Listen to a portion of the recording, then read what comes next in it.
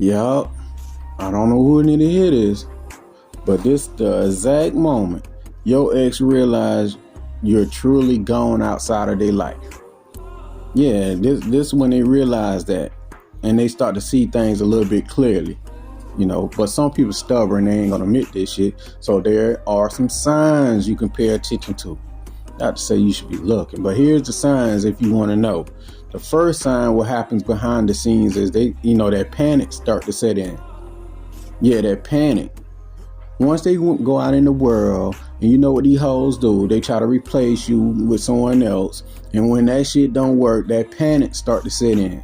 Especially if you've been, you yourself, yes, you, the motherfucker that listen to this, you've been putting in that goddamn work, improving yourself, look maxing, working out, reading books, reading Coach Warren books, matter of fact, studying, improving yourself, giving your life to the Lord and all that stuff like that. And they fail at replacing you. Yeah, that panic start to sit in. The panic start to sit in like because they believe that at some point you're gonna come back to them, because they have a belief that you won't really truly lead them alone 100% fully. They were like, well, I got kids with that person, they'll come back and deal with me. Oh, they not the type to do that, they not the type to do this. You have to show these motherfuckers, man, you can live life without them. And that's when they start to take your ass seriously.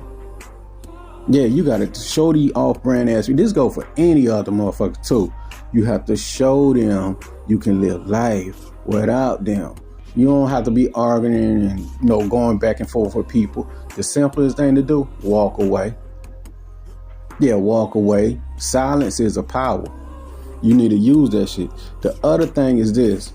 When y'all break up and stuff like that, the motherfuckers confident. They hella confident. They feel like they can replace you. They feel like they can live life without you. They feel like, okay, well, I'll just find another. Oh, well, whatever. You come a dime a dozen. But like I said, when they can't replace you and they see how you moving up in life, that's when, they start to regret that stuff. It's kind of like, in other words, it's like they threw you away and you won the lottery. How you won the lottery? By improving yourself. You keep on improving yourself. That's why I say you always have to keep on improving yourself. There's no finish line to this shit.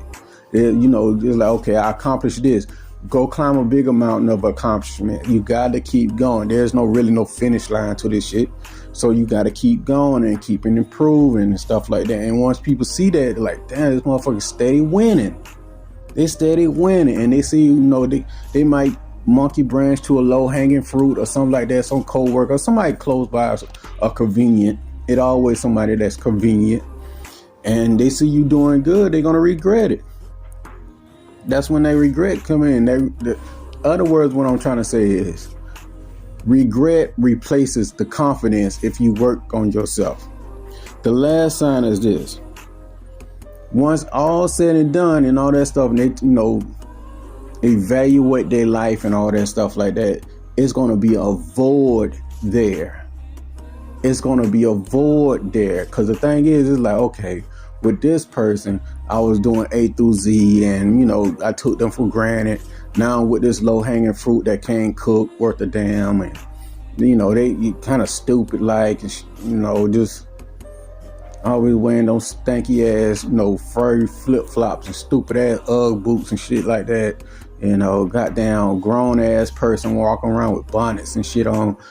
God, they get, they start to feel a void. Like, man, they start to realize what they had, and at that point it's too late. Improve yourself, better yourself, read Coach Warren books, and manifest the relationship that you really wanted and stuff like that. You self-reliant in the 3 areas that I tell you about in my books. Especially the infatuation book, I tell you to be self-reliant in those 3 areas where you can conquer life, so to say. So, in a nutshell, just play this video back like 1,000 times or 100,000 times. And, if you need to get in contact with me, guess what? Send me an email or text me on WhatsApp. I prefer you text me on WhatsApp. WhatsApp is worldwide. Email is good too. But I prefer you text me on WhatsApp. And the last thing, if you want quick, instant results, check out my audiobooks. And with that being said, take care of yourself. Peace.